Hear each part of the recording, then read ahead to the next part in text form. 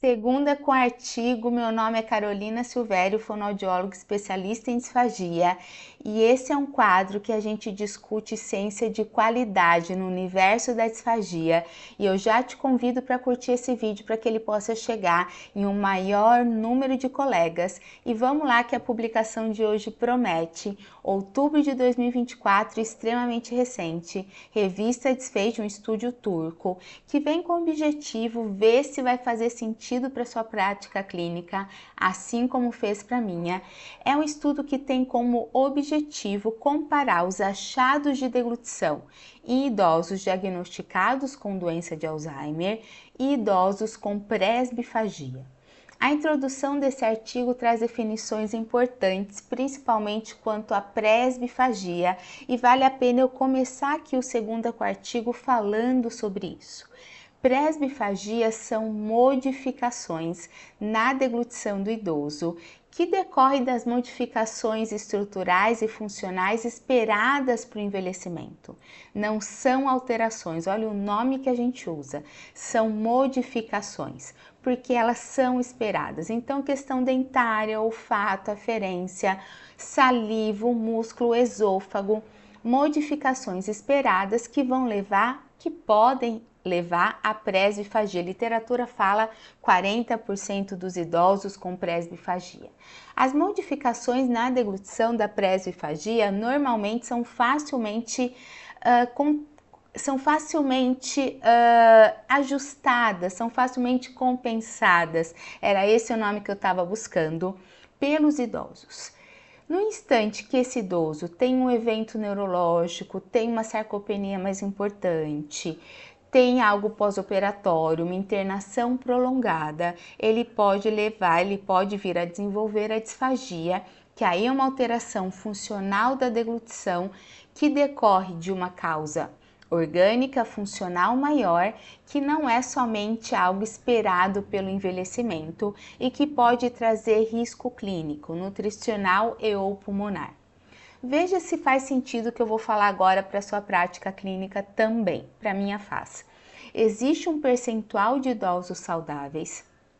Não sei bem o porquê, eu acho que vale essa discussão de uma forma mais aprofundada, talvez a gente ainda não tenha esse conhecimento, não sei se é alguma questão metabólica, que existe um percentual de idosos presbifágicos que tem uma queixa mais importante, que os engasgos já acontecem, que o risco clínico começa ali ficar mais presente, que fica difícil a gente chamar de só de presbifagia, mas eu não tenho nenhuma característica quanto patologia e evento que me faça chamá-lo como apresentando disfagia.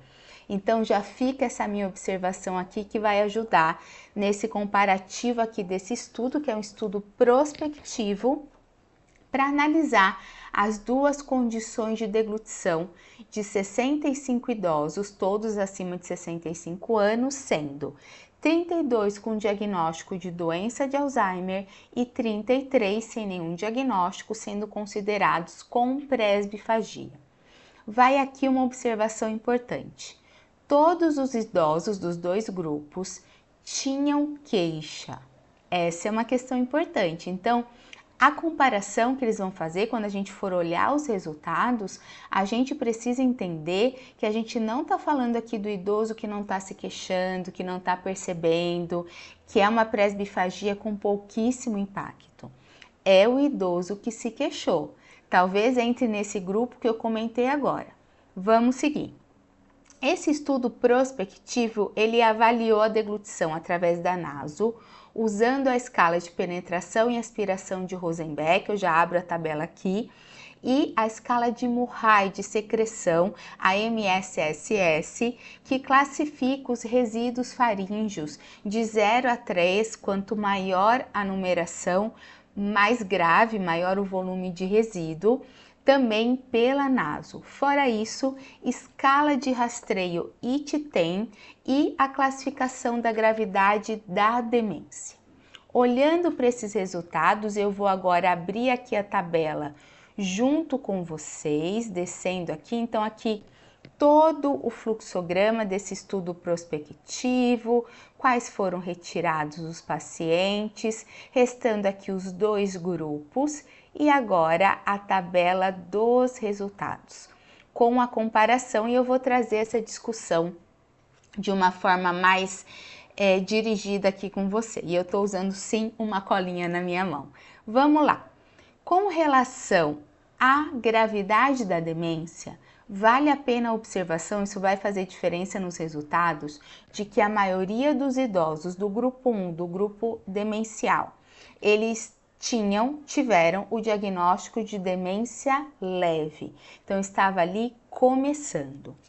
Com relação à comparação entre os achados de deglutição dos 2 grupos, a escala de penetração e aspiração teve resultado semelhante entre os 2 grupos, sendo a maioria nos 2 grupos o nível 4 da escala, que é aquele nível em que existe a entrada do alimento. Eles ofereceram, vale essa observação, líquido, água, 3 ofertas de 5 ml de água.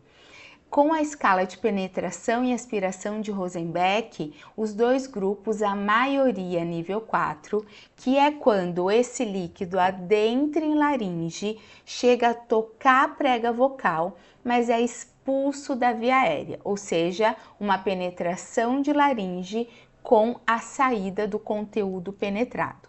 Os 2 grupos, resultado semelhante.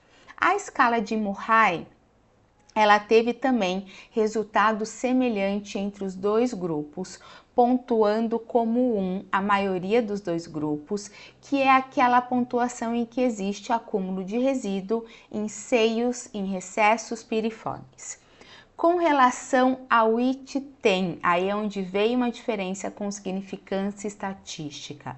O grupo com doença de Alzheimer, com relação à pontuação final, teve um percentual maior, 56%, pontuando acima de 3 pontos, ou seja, essa escala de rastreio acusando risco para disfagia de uma forma significativamente maior do que o grupo 2, o grupo de idosos com presbifagia, que somente 18% tiveram ali uma escala de rastreio pontuando essa escala acima de 3, ou seja, menor queixa, mesmo sendo um grupo que estava ali num departamento porque se queixaram com relação à deglutição.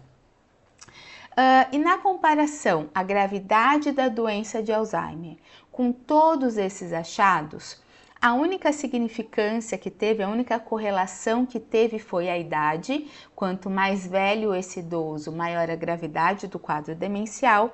E também a escala de resíduo. Quanto maior a gravidade da escala, quanto maior a ocorrência de resíduo, maior a gravidade do quadro demencial ou vice-versa. Então, o que foi possível olhar com os resultados, e os autores trazem isso em discussão. Comparando os 2 achados da nasofibro, as modificações na deglutição do idoso com presbifagia e as alterações na deglutição do idoso com disfagia devido à doença de Alzheimer, elas foram extremamente semelhantes. Eu acredito, e eles trazem isso em discussão de uma forma mais leve, mas trazem. Eu acredito que essa semelhança se deva por 2 fatores. Primeiro, os idosos que tinham a presbifagia estavam nesse departamento médico e por isso fizeram a naso, porque eles se queixavam. Ok, a escala de rastreio não pontuou, mas era uma queixa mais leve, eles estavam ali. Ou seja, talvez faça parte do percentual de idosos que tem modificações em deglutição, não tem nenhum evento agudo, nada neurológico, são presbifágicos, mas que a condição é pior, é mais acentuada. É aquele idoso que a gente precisa intervir, colocar em terapia sim. A longo prazo, a médio prazo, não. Uma terapia intensa e breve é o que normalmente eu gosto com esse perfil de pacientes, mas pelo menos uma terapia breve, para tentar ajustar o máximo possível da musculatura, das condições de aferência, trabalhar essa produção de saliva, principalmente com a fotobiomodulação, trabalhar a questão olfativa também com a fotobio, encaminhar para odonto por um ajuste ali de condição dentária à medida do possível. Então é aquele idoso que a gente tem muito o que fazer. Qualquer idoso presbifágico a gente tem o que fazer. A questão é que esse que se queixa mais, talvez a gente tenha ainda mais e vale uma terapia breve e intensa. Então a gente estava comparando, talvez, não tem como eu saber isso, mas talvez esse idoso que tem uma modificação maior dessa deglutição pela presbifagia com uma condição de Alzheimer mais leve, onde ainda não foi possível, como não houve ainda uma evolução maior dessa doença, ter tantas alterações em deglutição. Então, talvez por isso a semelhança dos achados. Então, a gente está trazendo as características de uma deglutição de um idoso ou saudável com uma queixa um pouco mais acentuada, ou então um idoso com diagnóstico de Alzheimer ainda em estágios mais leves. Com uma característica muito encontrada nessa faixa etária, talvez sim por uma modificação, que são resíduos em recesso faríngeo, extremamente comum no paciente idoso, apesar que a gente sabe que é muito mais comum resíduo na valécula, e também a penetração laríngea. Normalmente a gente encontra o nível 3 da escala de Rosenbeck, a escala de penetração e aspiração no paciente idoso presbifágico, que é quando o conteúdo entra e sai, ele não chega a tocar a prega vocal. Mas aqui esse nível 4 mostrando uma condição mais acentuada. Eu espero que vocês tenham gostado, é um estudo importante, primeiro pela definição de presbifagia, por querer comparar dois grupos diferentes e na teoria opostos, mostrando que pode sim ter uma presbifagia com mais queixa, mais impacto em deglutição, por mais que sejam modificações esperadas desse envelhecimento, e o quadro inicial de uma doença de Alzheimer, que talvez a gente consiga aí fazer uma intervenção ainda mais abrangente. Espero que vocês tenham gostado, te espero no comentário. Um grande abraço!